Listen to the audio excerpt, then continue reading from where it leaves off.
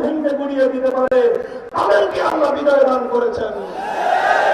এজন্য 5ই আগস্টের বিপ্লবে 1 ঘন্টার ব্যবধানে টেকনাফ থেকে তেঁতুলিয়ার মুসলিম জনপদের কোন রাষ্ট্রীয় স্থাপনায় কোন মূর্তি অবশিষ্ট রাখা হয় নাই। এই মূর্তি ভেঙে গুড়িয়ে দিয়েছে 5ই আগস্টের বিপ্লবীরা। কাজে এই বিপ্লবকে বুঝতে হলে 5ই আগস্টের মূর্তি বিরোধী গণজাগরণকে আমাদের বুঝতে হবে।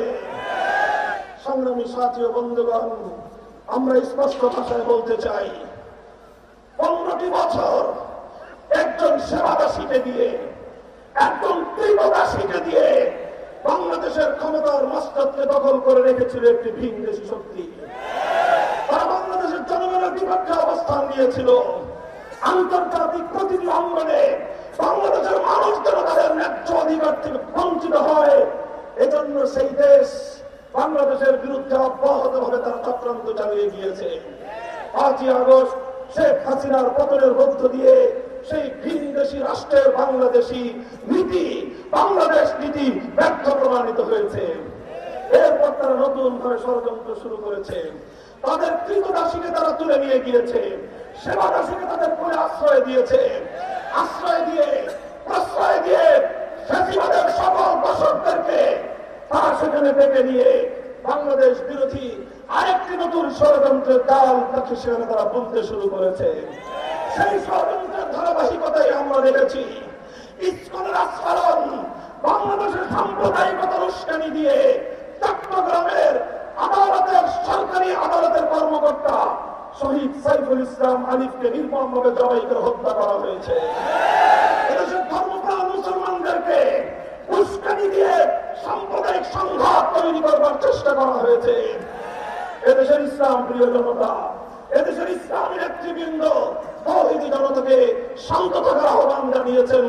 এদেশের মানুষ শান্ত থেকেছে, কিন্তু ইসকনের ষড়যন্ত্র বন্ধ হয় নাই।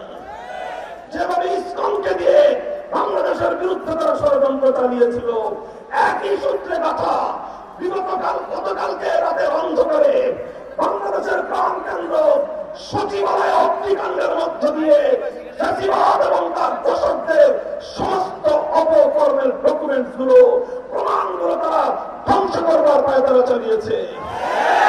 মনে রেখো, বাংলাদেশ বিরোধী ভিনদেশী আধিপত্যবাদী শক্তি আগুন দিয়ে তোমরা ফাইলপত্র পুড়িয়ে ফেলতে পারবে।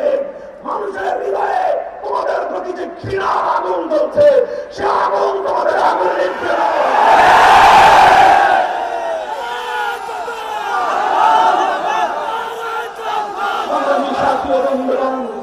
একই সূত্রে কথা বিগত 18ই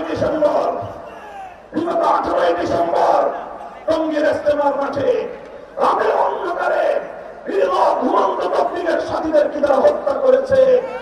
তারা কোন তবলিগের সাথী নয়, তারা সেই ভিনদেশী কিরণক, বাংলাদেশ বিরোধী, ইসলাম বিরোধী চক্র। বাংলাদেশের মুসলমানদের মধ্যে রক্তক্ষয়ী সংঘাত বাঁধিয়ে দেওয়ার পায়ে তারা চালিয়েছে।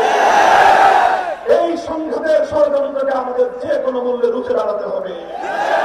সংগ্রামী সাথী ও বন্ধুগণ, আমি বলতে চাই, অনেক ষড়যন্ত্র পাড়ি দিয়ে, অনেক ষড়যন্ত্রকে মোকাবেলা করে, অনেক বুলেটের আঘাত সহ্য করে, অনেক গুম খুন হত্যাকাণ্ডকে পাড়ি দিয়ে, অজস্র মায়ের বুকের আহাজারিকে সঙ্গে নিয়ে, অনেক বিধবা নারীর স্বামীর আত্মনাথকে সঙ্গী করে, অনেক এতিমের আহাজারিকে নিয়ে আজ 2024 সালের পরে বাংলাদেশ নতুন ভাবে যাত্রা শুরু করেছে। এই যাত্রাকে সফল করার জন্য এই বিগত সকল অন্যায়কারীদেরকে, সকল হত্যাকারীদেরকে যথাযথভাবে বিচারের মাধ্যমে দৃষ্টান্তমূলক শাস্তি নিশ্চিত করতে হবে। তাদেরকে তাদের বিচার নিশ্চিত হওয়ার আগ পর্যন্ত রাজনীতিতে তাদেরকে পুনর্বাসন করবার কোন উপায় তারা সহ্য করা হবে না। আমরা বিরোধী দলের নেতৃবৃন্দকে বলতে চাই, আপনাদের রাজনৈতিক খেলা জমানোর জন্য, আপনাদের ইমামি দুর্বিড়াল খেলা জমানোর জন্য, ফ্যাসিবাদকে রাজপথে নেমে আসবার জন্য যদি আপনারা